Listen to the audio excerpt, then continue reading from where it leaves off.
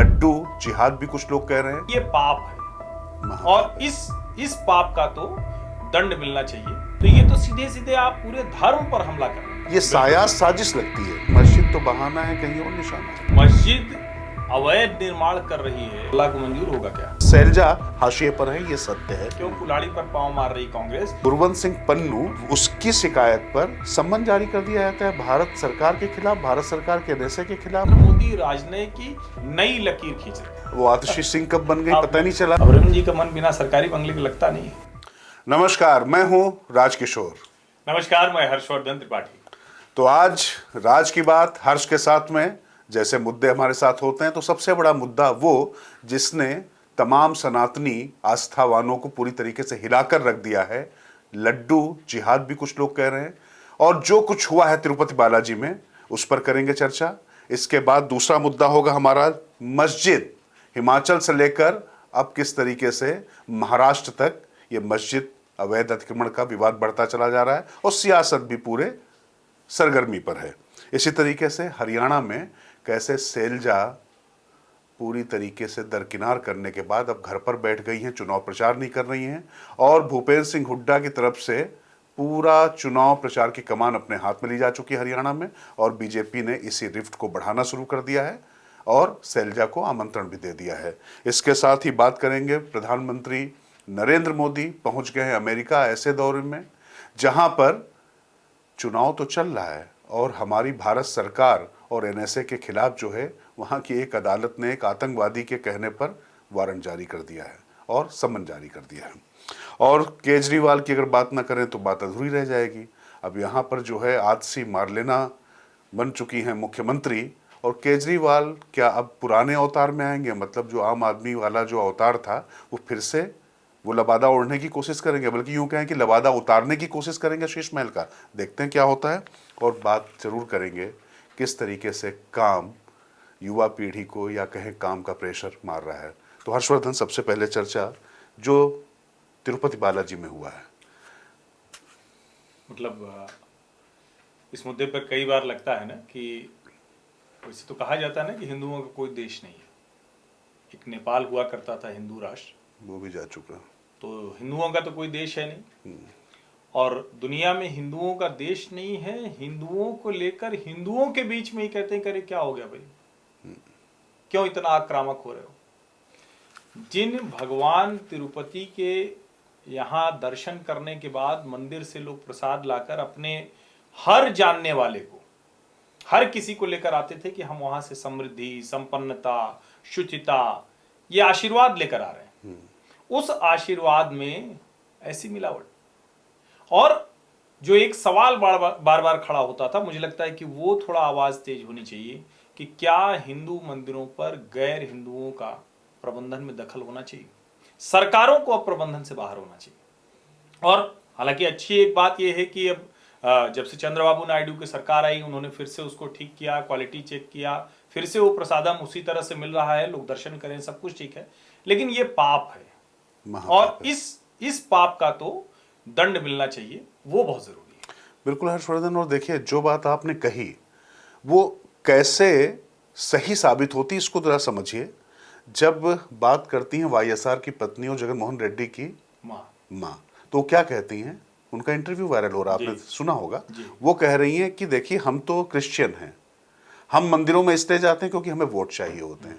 देखिए, कोई क्रिश्चियन हो, कोई मुस्लिम हो, कोई सिख हो, कोई हिंदू हो, लोकतांत्रिक देश में इससे कोई फर्क नहीं पड़ता कि संविधान सब मानना चाहिए, लेकिन संविधान सबको अपनी आस्था को उसके मुताबिक रखने का अधिकार देता है। और खान पान की पवित्रता, जी बिल्कुल, आप कुछ कहना चाह रहे हैं? मैं दरअसल यही कहना चाह रहा हूँ, जो आपने कहा ना कि संविधान और आस्था दोनों, मतलब थोड़ा सा एक बारीक सी लाइन है। आस्था मानने वाले संविधान को मानेंगे, बिल्कुल ठीक है, लेकिन अब संविधान के तहत इस पाप का क्या इलाज हो सकता है? बिल्कुल। और जिसकी उसमें आस्था नहीं है उनके लिए तो क्या होगा, अरे ठीक है भाई, अच्छा जो मुस्लिम हैं या ईसाई हैं उनमें तो ये कोई दिक्कत ही नहीं है भाई। चर्च में तो हम जानते हैं कि वो शराब भी उस तरह से लोग बिल्कुल चर्च में भी जाकर, उनकी अपनी आस्था है, उनका अपना तरीका है। लेकिन अगर यहाँ चर्बी मिल रही है जानवर की, यहाँ जो अपवित्र किया जा रहा है, तो ये तो सीधे सीधे आप पूरे धर्म पर हमला कर रहे हैं। बिल्कुल, प्याज और लहसुन नहीं खाते हैं जो। और देखिए, तिरुपति बालाजी का महत्व ये समझने की जरूरत नहीं है।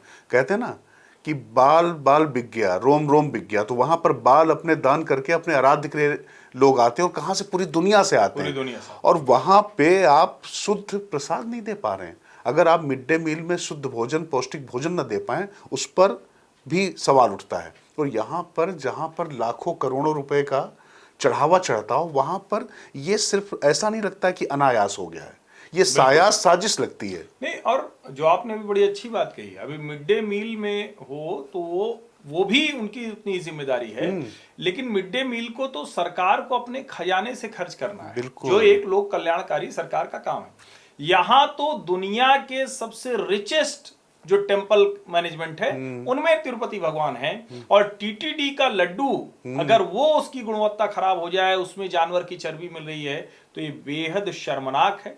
हम सब हिंदुओं के लिए चिंता की वजह है। और यहाँ ये भी समझने की बात है, जगन मोहन रेड्डी की सरकार के पहले कभी ये वाला पाप नहीं हुआ। और ये सच है कि देशी घी कोई कहेगा कि 350 रुपया किलो में मिल जा रहा है, तो फिर तो चिंता वहीं पैदा हो जाती है। और फिर जब मिलावट होगी तो जो मिलाने वाला है, और अगर वो गैर हिंदू है, तो फिर उसको क्या जानवर की चर्बी, क्या उसमें सोयाबीन, क्या कुछ और, उससे तो कोई फर्क नहीं, पड़ता मैं तो तमाम तर्क देख रहा था, जिनको देख के लग रहा था माथा पीटूं।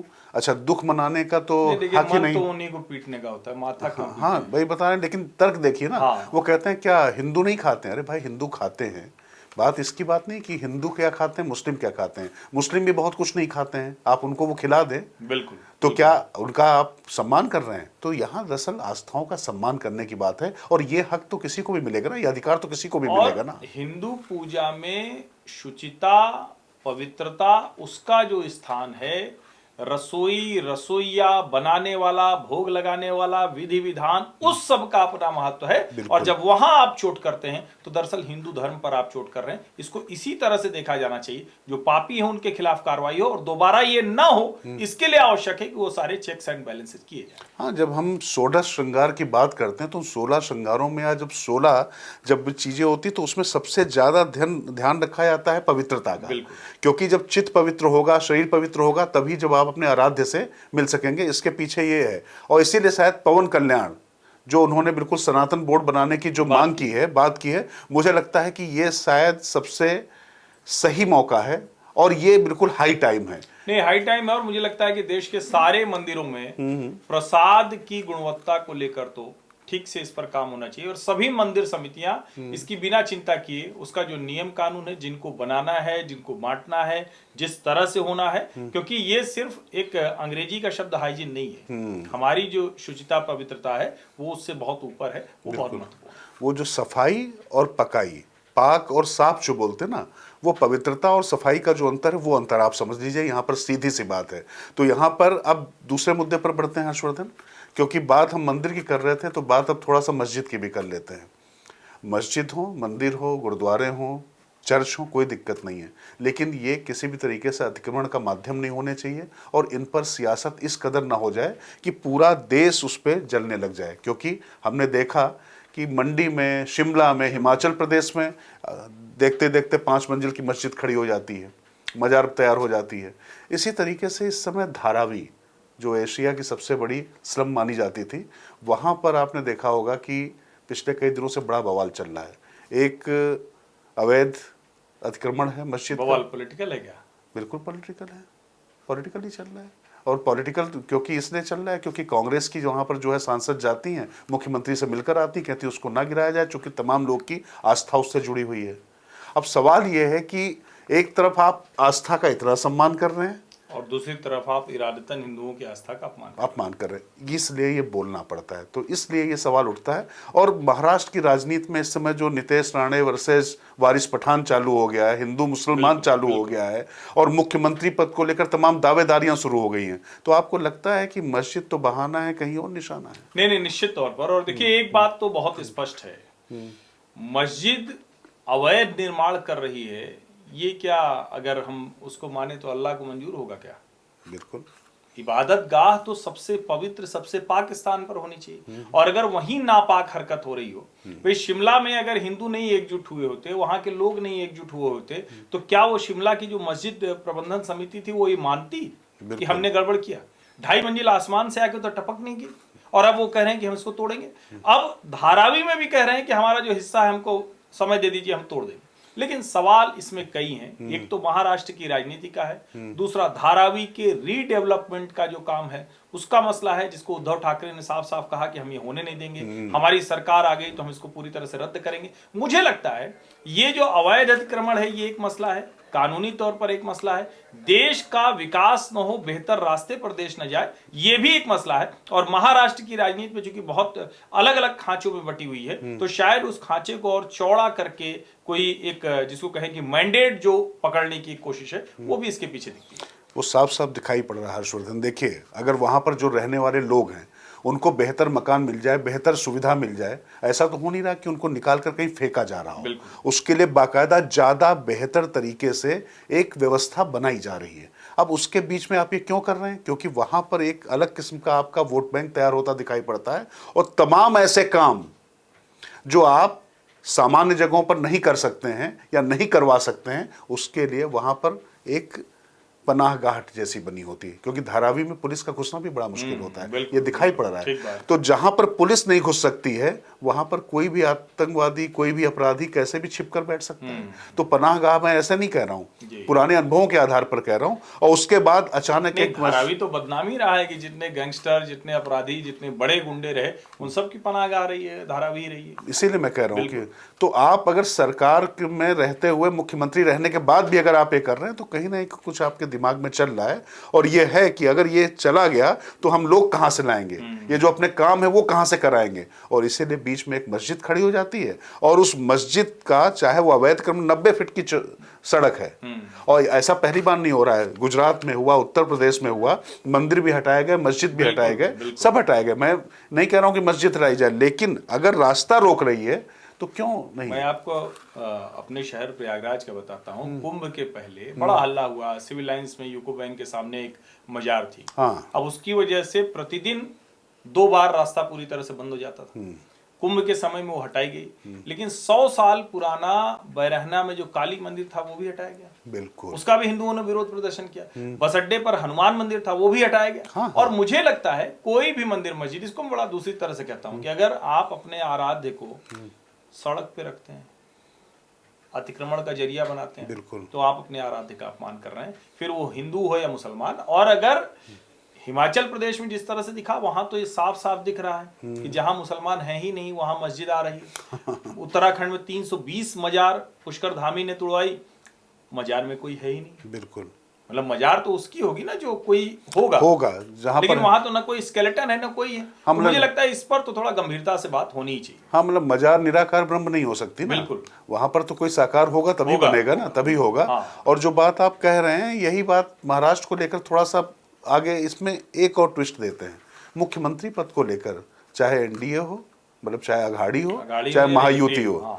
दोनों जगह पर स्नायु जो तंत्र है उसका जो एक शक्ति का जो है परीक्षण हो रहा है। मतलब वहां पर जो है, अब मुश्किल है कि दोनों में से कोई मुख्यमंत्री का नाम देने को तैयार नहीं। बिल्कुल, तो एक जो मतलब कमाल की बात है कि यहाँ दोनों शिवसेना वाले ही लड़ रहे हैं। हाँ, एक पूर्व मुख्यमंत्री, एक अभी के मुख्यमंत्री, और दोनों को डर है कि अगर दूसरे का बहुमत आ गया तो हमको बनाएगा नहीं। बिल्कुल, तो ये भी एक मसला है कि दोनों अपनी अपनी राजनीति कर रहे हैं। मतलब शिवसेना चाहे असली हो चाहे नकली, या नकली हो या असली, जिसको जो मानना हो मान ले। हाँ। वो दोनों जगह जो है लग रहा है कि शिवसेना का बचेगा या नहीं बचेगा, ये दिलचस्प है। लेकिन इसके चक्कर में हिंदू मुसलमान न करें, ये ज्यादा ठीक नहीं, ये देख सोचने वाली बात है। थोड़ा अब हरियाणा की तरफ आ जाते हैं। चुनावी राज है, चूंकि हरियाणा में बहुत कुछ हो रहा है हर्षवर्धन। और अभी मैं सुन रहा था गृह मंत्री अमित शाह को, वो जब गए तो उन्होंने अपने भाषण की शुरुआत बड़े चुटेले अंदाज में की। वैसे तो वो बड़ा आक्रामक भाषण देते हैं। बोले हमसे, तो उन्होंने कहा कि वो लड़ाई आपकी है ही नहीं कांग्रेस से, कांग्रेस की तो आपस में ही लड़ाई है। बोले कि वो सैलजा से हुड्डा लड़ रहे हैं और हुड्डा से रणदीप सुरजेवाला लड़ रहे हैं। खैर, अब उनका तो चुनावी तंज हो गया, लेकिन कांग्रेस वहां पर फायदे में दिख रही है, इसमें कोई दो राय नहीं। जो भी जा रहा है वहां पर, पत्रकार या जो भी व्यक्ति जा रहा है, उसको लगता है कि कांग्रेस के पक्ष में माहौल है। लेकिन संविधान की किताब और दलितों की बात करने के बाद सैलजा जिस तरीके से हाशिए पर चली गई, ये साफ साफ दिखाई पड़ रहा है। नहीं, आज की तारीख में कांग्रेस हरियाणा में सरकार बनाती दिख रही है, मजे से बनाती दिख रही है। और उसकी वजह क्या बनी? उसकी वजह ये बनी कि भारतीय जनता पार्टी के भीतर बहुत मतभेद है। बिल्कुल 6 महीने पहले भारतीय जनता पार्टी को, खट्टर को हटाकर नायब सिंह सैनी को लाना पड़ा। वही दिखाता है कि भारतीय जनता पार्टी मुश्किल है। भाजपा के जो अलग अलग खांचों के नेता हैं, यानी हरियाणा अगर 3-4 क्षेत्रों में बटा है, उसकी बात कर लें, उन नेताओं में मतभेद है। अनिल विज कह रहे हैं मैं भी मुख्यमंत्री बनना चाहता हूं, और एक तरह से देखें तो पुराने नेता हैं, लगातार जीतते हैं, योग्य हैं जी। लेकिन ये तो भारतीय जनता पार्टी हो गई। वो एक पहले से ही कहा जा रहा है कि 10 साल की सरकार हो गई, अब नहीं आएगी। मसला कांग्रेस का है। बिल्कुल। जो कांग्रेस वहां सरकार बनाती दिख रही है, उस कांग्रेस को क्या सूझा है कि वो कुल्हाड़ी पर बैठ गई। हाँ। शैलजा का इस तरह से अपमान करना, दलित मतदाताओं के बीच में वो संदेश जाना, और अगर वो दलितों के दिमाग में ये बात जाएगी कि कुमारी शैलजा को बार बार कांग्रेस पार्टी आगे रखती है, फिर धकेल देती है, पीछे कर देती है, अपमानित करती है, और अगर वो कहीं थोड़ा सा ट्विस्ट हो गया तो लोकसभा चुनाव में कांग्रेस को 54 से 99 पहुंचाने में दलितों की बड़ी भूमिका रही। बिल्कुल। और अगर वो भूमिका उल्टी हो गई तो हरियाणा तो दिक्कत है ही, हरियाणा से बाहर भी दिक्कत है, ये भी समझ लीजिए। एक आदिवासी मतदाता समूह ने छत्तीसगढ़ में सरकार बदल दी। बिल्कुल। तो वो चीज जो शैलजा के साथ, यही बात मनोहर लाल खट्टर भी कर रहे हैं। उन्होंने सीधे सीधे शैलजा को ऑफर दे दिया है कि बहन आप आइए और भारतीय जनता पार्टी में शामिल हो जाइए। खैर वो आएंगी नहीं आएंगी अलग बात है, लेकिन यहाँ पर एक चीज देखिए, बहुजन समाजवादी पार्टी की सुप्रीमो मायावती के जो भतीजे हैं आकाश आनंद, वो भी जाकर शैलजा का मुद्दा उठाते हैं और कहते हैं कि किस तरीके से दलितों के साथ अन्याय हो रहा है, उसकी सबसे बड़ी बानगी शैलजा है। तो जो बात आप कह रहे हैं, यहाँ ध्यान रखना पड़ेगा कि अगर 22% जाट हैं तो 20% दलित हैं। और दलित हरियाणा का जो था वो वहां पर सत्ता परिवर्तन के लिए सबसे निर्णायक तत्व था पिछले चुनावों में। हुड्डा के शासन काल में दलितों पर जितना अत्याचार हुआ, उसकी जो कहानियां हैं वो भी लोगों के ध्यान में आ रही। बिल्कुल। अभी मैं इसीलिए कह रहा हूं कि क्यों कुल्हाड़ी पर बैठ जा रही है, क्यों कुल्हाड़ी पर पांव मार रही कांग्रेस। वो अगर सब कुछ ठीक करके चलती तो उसकी सरकार बननी तय दिख रही। हाँ, लेकिन अति आत्मविश्वास का शिकार होती दिखाई पड़ रही है। ठीक वैसा लग रहा है जैसा मोदी जी का 400 पार था, वैसे ही अब लग रहा है कि हम बिल्कुल 70 पार, मतलब अब उनको लग रहा है कि हम 70 सीटों से कम पे तो रुकने वाले नहीं है। मतलब हुड्डा जी ने 72-74 टिकट दिलाए, तो उसमें 70 तो सिर्फ हुड्डा जी के जीत जाएंगे, बाकी जिसके जो जीतेंगे वो जीतेंगे। दरअसल वहां पर जिस तरीके से जुलाना से लेकर पहलवानों को लेकर जो अखाड़ेबाजी की गई थी, ठीक है जाटों के बीच में और पहलवानों की अखाड़ेबाजी आपने खुद कर ली, लेकिन जनतंत्र में ये जो जातीय समीकरण है वो खास तौर से जो दलित तबका और पिछड़ा तबका है उसके बीच में संदेश बहुत ज़्यादा तेजी से काम करता है। यूपी भी उसका एक उदाहरण है। तो मुझे लगता है वो चाहे भाजपा हो चाहे कांग्रेस, ये देखना दिलचस्प होगा किस तरफ जाते हैं। लेकिन शैलजा हाशिए पर है, ये सत्य है, और उसका बुरा असर कांग्रेस पर पड़ सकता है। ठीक है, तो अब हरियाणा देखते हैं, दिलचस्प। हरियाणा से आगे अब जरा बढ़ते हैं, थोड़ा सा विदेश यात्रा कर लेते हैं, चूंकि प्रधानमंत्री जी अब विदेश पहुंच चुके हैं, अमेरिका पहुंच गए हैं। और इधर ताबड़तोड़ उन्होंने विदेश जो यात्राएं की हैं, देशी मोर्चे पर नरेंद्र मोदी पर तमाम प्रहार हुए होंगे, सब कुछ हुआ होगा, लेकिन दुनिया में हाथों हाथ लिए जा रहे हैं। मतलब ये गजब है। यूक्रेन में भी जाते हैं और उसके बाद अपने एनएसए को भेज देते हैं, वहां से उनका समकक्ष नहीं, वहां का राष्ट्रपति व्लादिमीर पुतिन उनके साथ बैठता है, उनके साथ में बात करता है। दूध से इस तरीके से कब बात होती, ये तो बड़े अद्भुत क्षण थे। लेकिन अमेरिका भी वो ऐसे समय में जा रहे हैं जब वहां पर चुनाव है, और चुनाव के बीच में 2 बार एक पूर्व राष्ट्रपति पर हमले हो चुके हैं, तो सुरक्षा की चिंता है। और उसके बीच में एक आतंकवादी गुरवंत सिंह पन्नू, उसकी शिकायत पर सम्मन जारी कर दिया जाता है भारत सरकार के खिलाफ, भारत सरकार के एनएसए के खिलाफ और हमारे पीएमओ के अधिकारियों के खिलाफ। उसके बाद भी मोदी वहां पर जा रहे हैं। नहीं, मोदी वहां पर जा रहे हैं और नरेंद्र मोदी भारतीय जो राजनय है उसको एकदम अलग दिशा दे रहे हैं। बिल्कुल।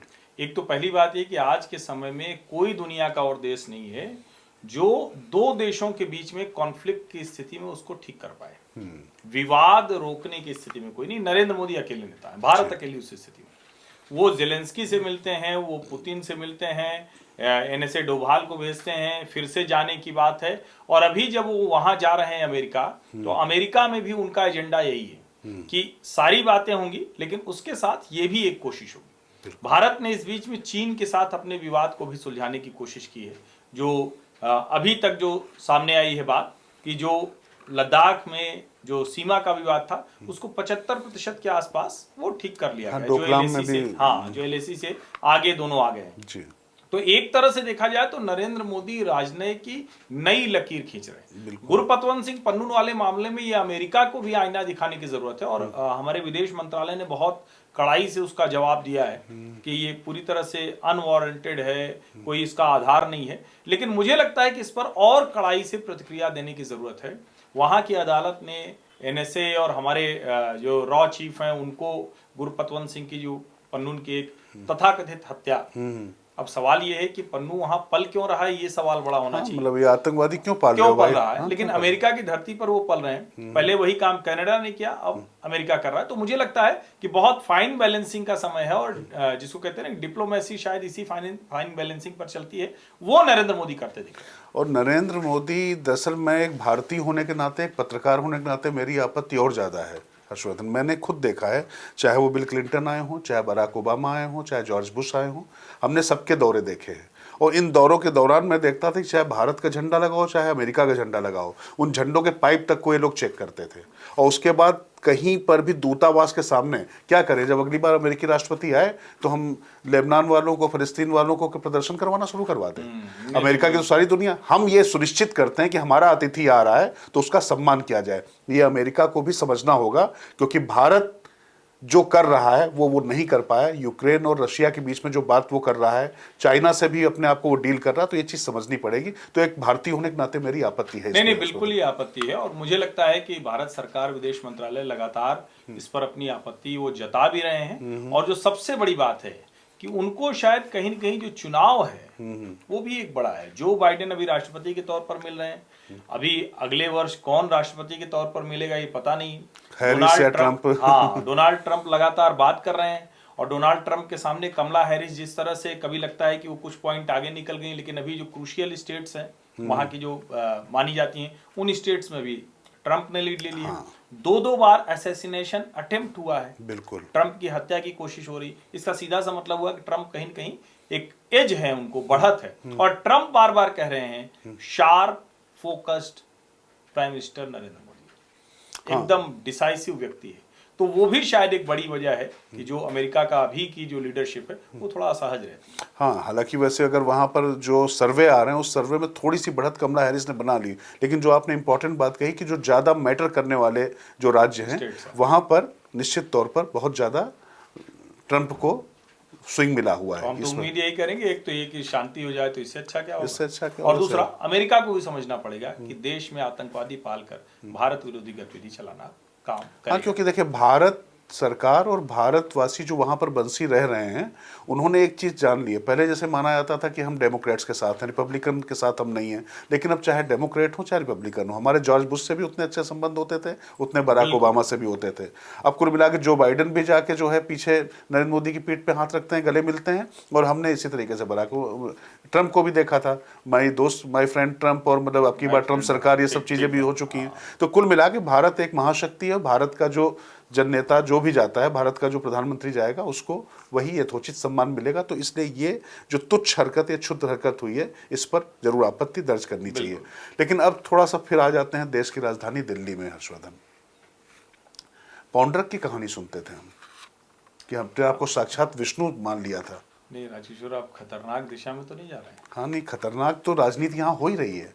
अब कुल मिला के जो है चौथा वामपंथी मुख्यमंत्री बनने जा रहा है।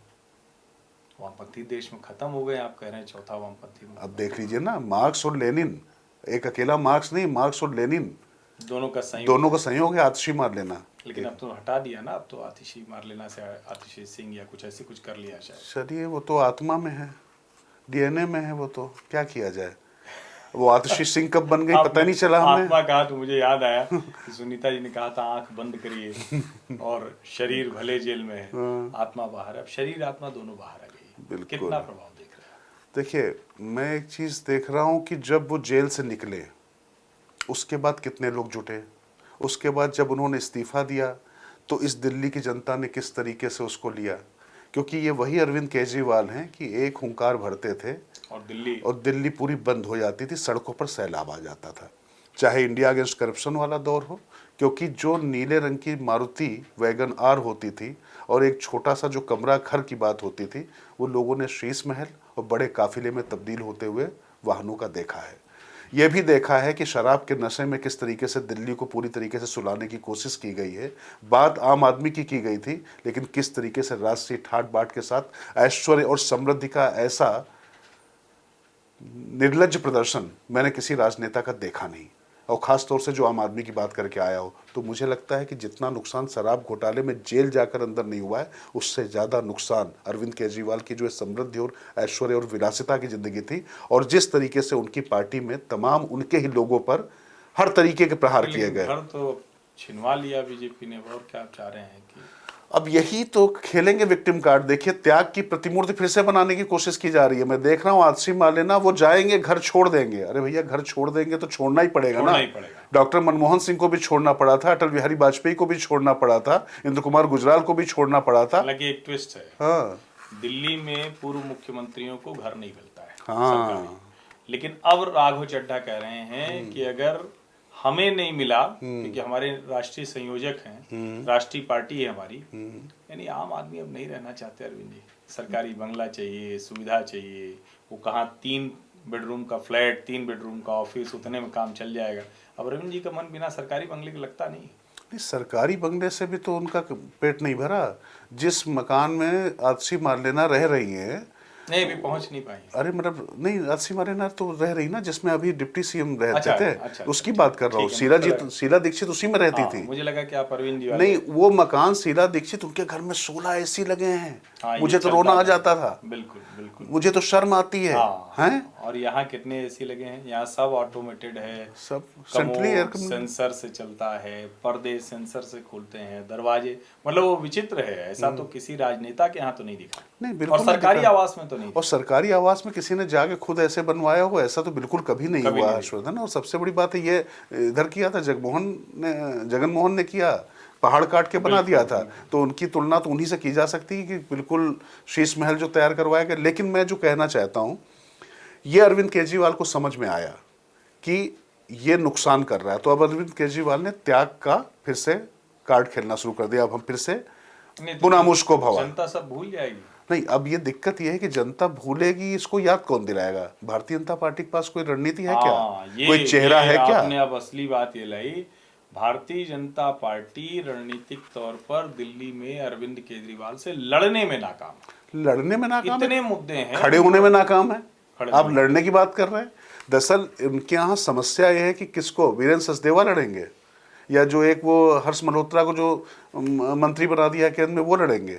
किससे लड़वाएंगे आप? कभी साहिब सिंह वर्मा के बेटे प्रवेश वर्मा को खड़ा करते हो, कभी बांसुरी स्वराज को ले आते हो। बांसुरी स्वराज को लगता है कि वो सुषमा स्वराज का साक्षात अवतार हो गई हैं। अब एकदम से आपने बिल्कुल स्मृति ईरानी को यहाँ पर उतार दिया है। दरअसल प्रयोगशाला चल रही है क्या? यहाँ पर क्या चल रहा है? मतलब भ्रम में है भाजपा, उसका लाभ भ्रम में है। और भारतीय जनता पार्टी के अपने अंतर विरोध, विरोधाभास इतने ज्यादा हैं। और मुझे लगता है कि केंद्रीय नेतृत्व ने कभी दिल्ली के बारे में गंभीरता से सोचा ही नहीं, यहाँ पर कोई नेतृत्व खड़ा भी करना है। कांग्रेस, जैसा लगता है कि मुझे लगता है कांग्रेस और आम आदमी पार्टी अलग अलग चुनाव लड़ेंगी, क्योंकि लोकसभा चुनाव में हो चुका है। हरियाणा में, दिल्ली में क्यों अरविंद जी देंगे? हरियाणा में नहीं, हरियाणा में हुड्डा ने भी नहीं दिया। तो उनके पास पूरे पर्याप्त कारण हैं। तो कुल मिला के समस्या ये नहीं है कि अरविंद केजरीवाल पूरी तरीके से एक्सपोज हो चुके हैं। सवाल यह है कि उस नाराजगी को भुनाने वाला कौन है? क्योंकि शीला दीक्षित के खिलाफ भी भाजपा नाकाम थी, और भाजपा नाकाम रही तो अरविंद केजरीवाल ने उस गुस्से को भुनाया और वो सत्ता तक पहुंचे। लेकिन भाजपा यहाँ पर बौद्धिक रूप से, रणनीतिक तौर से दिवालिया दिखाई पड़ती है। उसके पास ना कोई नेता है, ना नीति है। क्योंकि जब केंद्रीय चुनाव होता है तो नरेंद्र मोदी जैसा नेता होता है, तो दोनों मिल भी जाते हैं, कांग्रेस और आम आदमी पार्टी, तो उनके पास सत्ता आ जाती है। लेकिन साथ के साथ जीत जाते हैं। तो लेकिन ये जो है अब देखते हैं कि, लेकिन हाँ, मैं कह रहा हूँ कि पाउंडर को ये पता चल गया है कि वो विष्णु नहीं है, तो इसलिए उन्होंने अपना रूप बदलने का फैसला ले लिया। तो शायद राजनीतिक तौर पे वो उनके लिए अच्छा होगा। दिल्ली के लिए क्या होता मालूम नहीं, भाजपा के लिए लेकिन ये अच्छे संकेत नहीं है, मैं इतना कह सकता हूँ।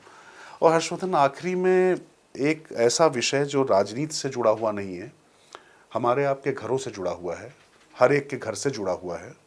किस तरीके से ये जो पूरा कॉरपोरेट वर्ल्ड है, कैसे वो हत्यारा होता जा रहा है। पहले तो उसने युवाओं का समय छीना, उनका बिल्कुल अच्छा जो समय होता वो छीन लिया। कितना दबाव। एना सेबेस्टियन की बात कर रहा हूँ मैं, आपको याद होगा, EY कंपनी में मतलब 4 महीने में उसकी जान चली जाती है काम के दबाव में। ये जो गला काट प्रतिस्पर्धा है, ये कहाँ जाते देख रहे नहीं, हैं? मुझे लगता है कि ये दोनों तरफ से देखने की है। 26 साल की लड़की सीए करके जाती है, अर्न्स्ट एंड यंग जैसी बड़ी कंपनी, वहाँ वो एग्जीक्यूटिव के रोल में पहुँच जाती है। लेकिन एक तो कॉरपोरेट इसका हिस्सा है, उनको देखना पड़ेगा कि क्या आप उन बच्चों को एकदम से, जिसको कहते हैं ना कि काम की भट्टी में झोंक दिया है आपने, उसके बाद आप देख नहीं रहे हैं कि तप रहे हैं या तपने में उनकी चमड़ी उगलना शुरू हो गई है, वो वहाँ एक तरह से कहें कि होम होते जा रहे हैं। दूसरा, जो नौजवान जा रहे हैं उनको भी जरा समझना पड़ेगा कि जीवन का मतलब ये नहीं कि आप अपना सब कुछ, ठीक है ये हम लोग कहते हैं कि जवानी में थोड़ा सा ज्यादा मेहनत कर लो, एकदम खून जला दो, थोड़ा ज्यादा काम कर दो, लेकिन ये भी ठीक नहीं है कि आप उसमें ये भूल जाएं कि आप जिसके लिए आए हैं, क्यों आते हैं आप, पैसा कमाना है, शोहरत कमानी है, कॉर्पोरेट लैडर्स चढ़ने, क्यों? क्योंकि आप घर परिवार के साथ अच्छे से क्वालिटी टाइम बिता पाए। अंतिम तो यही है ना। अब आज वो बच्ची चली गई, उसके माँ बाप का जो बुरा हाल है, ठीक है ईवाई इंडिया के जो सीईओ हैं उन्होंने माफ़ी मांगी, उन्होंने सब कुछ लिखा, लेकिन अंत में वही है कि ये जो कॉर्पोरेट गला काट प्रतिस्पर्धा है, इस पे तो कहीं न कहीं बचना पड़ेगा, स्टॉपर खुद भी लगाना पड़ेगा। बिल्कुल। दरअसल हुआ क्या कि कोरोना वायरस के बाद में जो वर्क फ्रॉम होम का वायरस आया हर्षवर्धन, इसने जीवन और तबाह किया है। बिल्कुल। क्योंकि 24 घंटे आप जो है लैपटॉप या जो है मोबाइल के साथ हमेशा जुड़े रह जाते हैं। और मुझे लगता है कि अब अभिभावकों को यह भी समझाना पड़ेगा अपने बच्चों को कि आपको हमेशा प्रूफ करते रहने की जरूरत नहीं, क्योंकि पैसे के लिए नहीं, क्योंकि एना सेबेस्टियन की जो स्थिति या जो तमाम बच्चों की स्थिति मैं देखता हूं, उनको ये होता कि नहीं हम असफल नहीं हो सकते। नहीं, असफलता एक चुनौती है, उसको स्वीकार करो, लेकिन उसके आगे ऐसे हार नहीं माननी है। और ये मानना कि असफलता से आपकी बेइज्जती हो जाएगी, नहीं, आप असफल नहीं है। अगर आपको लगता है कि अमानवीय है तो आपको वहां पर भी ना बोलना आना चाहिए। बिल्कुल। क्योंकि जीवन रहेगा तो नौकरियां भी रहेंगी। मुझे लगता है बच्चों को इस तरीके से भी हर्षवर्धन तैयार करना पड़ेगा। जिंदगी में स्टॉप, नो कहना, और जिसको कहते हैं ना कि यहाँ रुक जाना है, वो खुद को सीखना पड़ेगा। आप किसी भी बड़ी से बड़ी लड़ाई के लिए तैयार हो रहे हैं, ये भी बहुत जरूरी है। बिल्कुल। और मुझे लगता है कि कॉर्पोरेट वर्ल्ड, उसके लिए भी एक ये बहुत बड़ा संदेश है कि कुल मिला के अगर मानसिक रूप से एम्प्लॉय स्वस्थ नहीं होंगे तो आपका काम भी स्वस्थ नहीं रहेगा। तो फिलहाल हमें लगता है कि हर्षवर्धन, अब हम अपनी इस चर्चा को विराम देते हैं। अगले हफ्ते फिर मुलाकात होगी लोगों से। ठीक बात। नमस्कार।